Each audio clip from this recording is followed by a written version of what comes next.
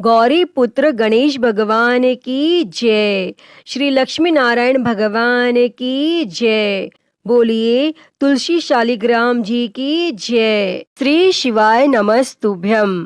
प्रिय भक्तजनों, आज पौष मास के कृष्ण पक्ष की द्वादशी तिथि है और आज सफला एकादशी के व्रत का पारण का दिन है। यानी जिन लोगों ने कल सफला एकादशी का व्रत रखा था वे आज अपना व्रत खोलेंगे और आज का दिन बड़ा ही शुभ और मंगलकारी है। एकादशी के व्रत के पारण के दिन तुलसी माता और लक्ष्मी माता जी की कथाओं को सुनने से ही व्रत पूर्ण माना जाता है और समस्त मनोकामनाएं पूर्ण होती हैं। और जिन लोगों ने व्रत नहीं भी रखा है उन्हें भी द्वादशी के दिन तुलसी माता की कथाओं को सुनने से धन संपत्ति और अनंत शुभ फलों की प्राप्ति होती है। तो भक्तजनों, आइए भगवान श्री लक्ष्मी नारायण जी के चरणों का ध्यान करते हुए बड़ी ही श्रद्धा, ध्यान पूर्वक और प्रसन्न चित्त मन से इन कथाओं को सुनते हैं। किंतु एक बात का विशेष ध्यान रखिएगा कि इन कथाओं को पूरा अवश्य सुनिए।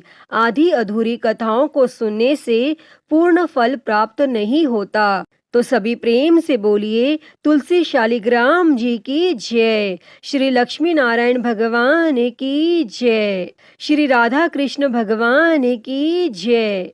कथा के अनुसार एक कुटुंब में ननंद तथा भाभी साथ रहती थी। ननंद का विवाह अभी नहीं हुआ था। वह तुलसी के पौधे की बहुत सेवा करती थी, लेकिन उसकी भाभी को यह सब बिल्कुल भी पसंद नहीं था। जब कभी उसकी भाभी को अत्यधिक क्रोध आता तब वह उसे ताना देते हुए कहती कि जब तुम्हारा विवाह होगा तो मैं तुलसी ही बारातियों को खाने को दूंगी और तुम्हारे दहेज में भी तुलसी ही दूंगी। और कुछ समय बीत जाने पर ननंद का विवाह पक्का हुआ और विवाह के दिन भाभी ने अपनी कथनी के अनुसार बारातियों के सामने तुलसी का गमला फोड़ दिया और खाने के लिए कहा। लेकिन तुलसी माता की कृपा से वह फूटा हुआ गमला अनेकों स्वादिष्ट पकवानों में बदल गया और भाभी ने गहनों के नाम पर तुलसी की मंजरी से बने गहने पहना दिए और वे भी सुंदर सोने जवाहरात में बदल गए। और भाभी ने वस्त्रों के स्थान पर तुलसी का जनेऊ रख दिया और वह भी रेशमी तथा सुंदर वस्त्रों में बदल गया। और ननंद की ससुराल में उसके दहेज की बहुत प्रशंसा की गई और यह बात भाभी के कानों तक पहुंची। उसे बड़ा ही आश्चर्य हुआ। उसे अब तुलसी माता की पूजा का महत्व समझ आया और उस भाभी की एक लड़की थी। वह अपनी लड़की से कहने लगी कि तुम भी तुलसी की सेवा किया करो, तुम्हें भी बुआ की तरह फल मिलेगा। और वह जबरदस्ती अपनी बेटी से सेवा करने को कहती, लेकिन लड़की का मन तुलसी सेवा में नहीं लगता था। और लड़की के बड़े होने पर उसके विवाह का समय आता है, तब वह भाभी सोचती है कि जैसा व्यवहार मैंने अपनी ननद के साथ किया था वैसा ही मैं अपनी लड़की के साथ भी करती हूँ, तो यह भी गहनों से लद जाएगी और बारातियों को खाने में पकवान मिलेंगे और ससुराल में इसे भी बहुत इज्जत मिलेगी। और तब यह सोचकर वह बारातियों के सामने तुलसी का गमला फोड़ देती है, लेकिन इस बार गमले की मिट्टी मिट्टी ही रहती है। मंजरी तथा पत्ते भी अपने रूप में ही रहते हैं और जनेऊ भी अपना रूप नहीं बदलता। तब सभी लोगों तथा बारातियों द्वारा भाभी की बुराई की जाती है और लड़की के ससुराल वाले भी लड़की की बुराई करते हैं। और भाभी कभी अपनी ननद को नहीं बुलाती थी। तब भाई ने सोचा मैं बहन से मिलकर आता हूँ। तब उसने अपनी पत्नी से कहा और कुछ उपहार बहन के पास ले जाने की बात कही, लेकिन भाभी ने थैले में ज्वार भरकर कहा कि और कुछ नहीं है, तुम यही ले जाओ। और वह दुखी मन से बहन के पास चल दिया और वह सोचता रहा कि कोई भाई अपनी बहन के घर ज्वार कैसे ले जा सकता है। और यह सोच सोचकर वह एक गौशाला के पास रुका और ज्वार का थैला गाय के सामने पलट दिया। तभी गाय पालने वाले ने कहा कि आप गाय के सामने हीरे मोती तथा सोना क्यों डाल रहे हो? और यह देखकर भाई को बड़ा ही आश्चर्य हुआ और तब उसने सभी हीरे मोती तथा सोना वापस थैले में रख लिया। और भाई ने यह सारी बात अपनी बहन को बताई और बड़ी खुशी खुशी उसने सारे हीरे मोती और जेवर अपनी बहन को दे दिए और दोनों भाई बहन एक दूसरे को देखकर अत्यंत प्रसन्न हुए। अतः हे तुलसी माता, जैसी कृपा आपने ननन पर की, वैसी ही कृपा इस कथा को कहते, सुनते और हुंकारा भरते सभी पर करना। तो सभी प्रेम से बोलिए श्री तुलसी शालिग्राम जी की जय, श्री लक्ष्मी नारायण भगवान की जय।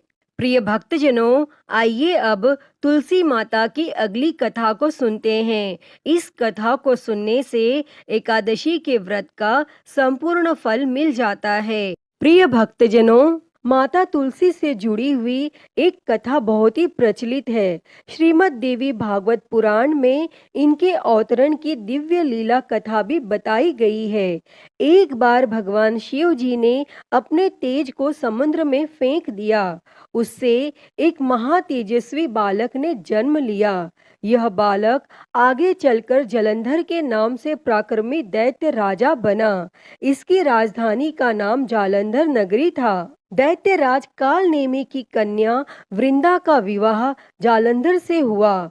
जालंधर महाराक्षस था। अपनी सत्ता के मद में चूर उसने माता लक्ष्मी को पाने की कामना से युद्ध किया, परंतु समुद्र से ही उत्पन्न होने के कारण माता लक्ष्मी ने उसे अपने भाई के रूप में स्वीकार किया और वहां से पराजित होकर वह देवी पार्वती को पाने की लालसा से कैलाश पर्वत पर गया और वह जालंधर भगवान देवाधिदेव शिव जी का रूप धरकर माता पार्वती के समीप गया, परंतु मां ने अपने योग बल से उसे तुरंत पहचान लिया तथा वहां से अंतर ध्यान हो गईं। तब देवी पार्वती ने क्रुद्ध होकर सारा वृत्तांत भगवान विष्णु को सुनाया और जालंधर की पत्नी वृंदा अत्यंत पतिव्रता स्त्री थी। उसी के पतिव्रत धर्म की शक्ति से जालंधर न तो मारा जाता था और न ही पराजित होता था। इसीलिए जालंधर का नाश करने के लिए वृंदा के पतिव्रत धर्म को भंग करना बहुत जरूरी था। इसी कारण भगवान विष्णु ऋषि का वेश धारण कर वन में जा पहुंचे और जहां वृंदा अकेली भ्रमण कर रही थी और भगवान के साथ दो मायावी राक्षस भी थे, जिन्हें देखकर वृंदा भयभीत हो गई और भगवान विष्णु जो कि ऋषि के वेश में थे, उन्होंने वृंदा के सामने पल में दोनों को भस्म कर दिया और उनकी शक्ति देखकर वृंदा ने कैलाश पर्वत पर महादेव के साथ युद्ध कर रहे अपने पति जालंधर के बारे में पूछा। तब ऋषि ने अपने माया जाल से दो वानर प्रकट किए। एक वानर के हाथ में जालंधर का सिर था तथा दूसरे हाथ में धड़, और अपने पति की यह दशा देखकर वृंदा मूर्छित होकर गिर पड़ी और होश में आने पर उन्होंने ऋषि रूपी भगवान से विनती की कि वह उसके पति को जीवित करें। तब भगवान ने अपनी माया से पुनः जालंधर का सिर धड़ से जोड़ दिया, परंतु स्वयं भी वह उसी शरीर में प्रवेश कर गए। वृंदा को इस छल का जरा आभास न हुआ। जालंधर बने भगवान के साथ वृंदा पतिव्रता का व्यवहार करने लगी, जिससे उसका सतीत्व भंग हो गया और ऐसा होते ही वृंदा का पति जालंधर युद्ध में हार गया और इस सारी लीला का जब वृंदा को पता चला तो उसने क्रुद्ध होकर भगवान विष्णु को शीला होने का श्राप दे दिया तथा स्वयं सती हो गई। जहाँ वृंदा भस्म हुई वहाँ तुलसी का पौधा उगा और भगवान विष्णु ने वृंदा से कहा, हे वृंदा, तुम अपने सतीत्व के कारण मुझे लक्ष्मी से भी अधिक प्रिय हो गई हो। अब तुम तुलसी के रूप में सदा मेरे साथ रहोगी और जो कोई भी मनुष्य मेरे शालिग्राम रूप के साथ तुलसी का विवाह करेगा उसे इस लोक और परलोक में विपुल यश प्राप्त होगा। प्रिय भक्तों, जिस घर में तुलसी होती है वहाँ यम के दूत भी असमय नहीं जा सकते। गंगा व नर्मदा के जल में स्नान तथा तुलसी का पूजन बराबर माना जाता है। चाहे मनुष्य कितना भी पापी क्यों न हो, मृत्यु के समय उसके प्राण मंजरी रहित तुलसी और गंगा जल मुख में रखकर निकल जाते हैं। वह पापों से मुक्त होकर बैकुंठ धाम को प्राप्त होता है। जो मनुष्य तुलसी व आंवलों की छाया में अपने पितरों का श्राद्ध करते हैं उसके पितर मोक्ष को प्राप्त होते हैं। तो सभी प्रेम से बोलिए तुलसी शालिग्राम जी की जय, श्री लक्ष्मी नारायण भगवान की जय। प्रिय भक्तजनों, आइए अब तुलसी माता और भगवान गणेश की कथा को सुनते हैं। इस कथा को सुने बिना तुलसी विवाह व्रत पूर्ण नहीं माना जाता। एक समय नव यौना संपन्न तुलसी देवी नारायण परायण होकर तपस्या के निमित्त से तीर्थों में भ्रमण करती हुई गंगा तट पर पहुंची। वहां पर उन्होंने गणेश जी को देखा जो कि तरुण युवा लग रहे थे। अत्यंत सुंदर, शुद्ध और पीतांबर धारण किए हुए थे। आभूषणों से विभूषित थे। सुंदरता जिनके मन का अपहरण नहीं कर सकती, जो कामना रहित, जितेंद्रिय में सर्वश्रेष्ठ, योगियों के योगी तथा जो श्री कृष्ण की आराधना में ध्यानरत थे। उन्हें देखते ही तुलसी का मन उनकी ओर आकर्षित हो गया। तब तुलसी उनका उपहास उड़ाने लगी। तब ध्यान भंग होने पर गणेश जी ने उनसे उनका परिचय पूछा और उनके वहां आगमन का कारण जानना चाहा। और भगवान गणेश जी ने कहा, माता, तपस्वी का ध्यान भंग करना सदा पापजनक और अमंगलकारी होता है। शुभे भगवान श्री कृष्ण आपका कल्याण करें। मेरे ध्यान भंग से उत्पन्न दोष आपके लिए अमंगल कारक ना हो। तब इस पर तुलसी जी ने कहा, प्रभु, मैं धर्मात्मज की कन्या हूँ और तपस्या में संलग्न हूँ। मेरी यह तपस्या पति प्राप्ति के लिए है, अतः आप मुझसे विवाह कर लीजिए। और तुलसी की यह बात सुनकर बुद्धि श्रेष्ठ गणेश जी ने उत्तर दिया, हे माता, विवाह करना बड़ा भयंकर होता है। मैं ब्रह्मचारी हूँ। विवाह तपस्या के लिए नाशक, मोक्ष द्वार के रास्ते बंद करने वाला, भव बंधन की रस्सी, संशयों का उद्गम स्थान है। अतः आप मेरी ओर से अपना ध्यान हटा लें और किसी अन्य को पति के रूप में तलाश करें। तब कुपित होकर तुलसी ने भगवान गणेश जी को श्राप देते हुए कहा कि आपका विवाह अवश्य होगा। तब यह सुनकर शिवपुत्र गणेश ने भी तुलसी को श्राप दिया कि देवी, तुम भी निश्चित रूप से असुरों द्वारा ग्रस्त होकर वृक्ष बन जाओगी। और इस श्राप को सुनकर तुलसी जी ने व्यथित होकर भगवान श्री गणेश की वंदना की। तब प्रसन्न होकर गणेश जी ने तुलसी से कहा, हे मनोरमे, तुम पौधों की सारभूता बनोगी और समयानंतर से भगवान नारायण की प्रिया बनोगी। सभी देवता आपसे स्नेह रखेंगे, परंतु श्री कृष्ण के लिए आप विशेष प्रिय रहेंगी।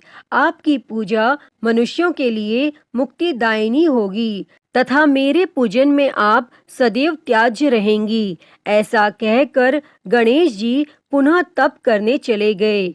और इधर तुलसी देवी दुखित हृदय से पुष्कर में जा पहुंची और निराहार रहकर तपस्या में संलग्न हो गईं। तत्पश्चात गणेश जी के श्राप से वह चिरकाल तक शंखचूर्ण की प्रिय पत्नी बनी रही। जब शंखचूर्ण शंकर जी के त्रिशूल से मृत्यु को प्राप्त हुआ तो नारायण प्रिया तुलसी का वृक्ष रूप में प्रादुर्भाव हुआ और इस कथा में बताई गई वजह से ही भगवान श्री गणेश की पूजा में तुलसी निषिद्ध मानी गई है। किंतु तुलसी माता को समस्त पूजन कर्मों में प्रमुखता दी जाती है। साथ ही मंदिरों में चरणामृत में भी तुलसी जी का प्रयोग होता है तथा ऐसी कामना होती है कि यह अकाल मृत्यु को हरने वाली तथा सर्व व्याधियों का नाश करने वाली हैं। तो सभी प्रेम से बोलिए श्री तुलसी शालिग्राम जी की जय, श्री लक्ष्मी नारायण भगवान की जय। प्रिय भक्तजनों, तो आइए अब सुनते हैं तुलसी माता से जुड़ी हुई एक और कहानी। एक बुढ़िया माई थी। वह तुलसी माता को रोज सींचती और कहती कि हे तुलसी माता, सबकी दाता, मैं तेरा बिड़ला सींचती हूँ, मुझे बहू दे, पीताम्बर की धोती दे, मीठा मीठा घास दे, बैकुंठ में वास दे, चटक की चाल दे, पटक की मौत दे, चंदन का काठ दे, रानी सा राज दे, दाल भात का भोजन दे, 11 की मौत दे, कृष्ण जी का कंधा दे। और वह बुढ़िया माई रोज तुलसी माता को सींचती और यही कहती। तब तुलसी माता यह सुन सुनकर सूखने लगीं। तो एक दिन भगवान श्री कृष्ण ने पूछा कि हे तुलसी, तुम क्यों सूख रही हो? तब तुलसी माता ने कहा कि एक बुढ़िया रोज आती है और यही बात कह जाती है, मैं सब बात तो पूरा कर दूंगी, लेकिन कृष्ण का कंधा कहाँ से लाऊंगी? तब भगवान श्री कृष्ण बोले, जब वो मरेगी तो मैं अपने आप कंधा दे दूंगा, तू बुढ़िया माई से कह देना। और फिर जब बुढ़िया माई मर गई, सब लोग आ गए और जब माई को ले जाने लगे तो वह किसी से न उठी। तब भगवान एक 12 बरस के बालक का रूप धारण करके आए। तब उस बालक ने कहा, मैं माई के कान में एक बात कहूंगा तो बुढ़िया माई उठ जाएगी। और बालक ने कान में कहा, बुढ़िया माई मन की निकाल ले, पीताम्बर की धोती ले, मीठा मीठा घास ले, बैकुंठ का वास ले, चटक की चाल ले, पटक की मौत ले, कृष्ण जी का कंधा ले। तब यह सुनकर बुढ़िया माई हल्की हो गई। तब भगवान श्री कृष्ण ने कंधा दिया और बुढ़िया माई को मुक्ति मिल गई। हे तुलसी माता, जैसे आपने उस बुढ़िया माई को मुक्ति दी, वैसी ही मुक्ति इस कथा को कहते, सुनते और हुंकारा भरते को देना। तो बोलिए तुलसी माता की जय, वृंदावन बिहारी लाल की जय। प्रिय भक्तजनों, तो मैं उम्मीद करती हूँ कि आपको आज की यह कथाएं बहुत ही पसंद आई होंगी और अगर वीडियो अच्छी लगी हो तो इसे लाइक करें, ज़्यादा से ज़्यादा शेयर करें और कमेंट बॉक्स में तुलसी माता की जय लिखना ना भूलें। और महाकाल भक्ति ज्ञान चैनल को सब्सक्राइब कर नोटिफिकेशन बेल को ज़रूर ऑन कर लें। हर हर महादेव। धन्यवाद।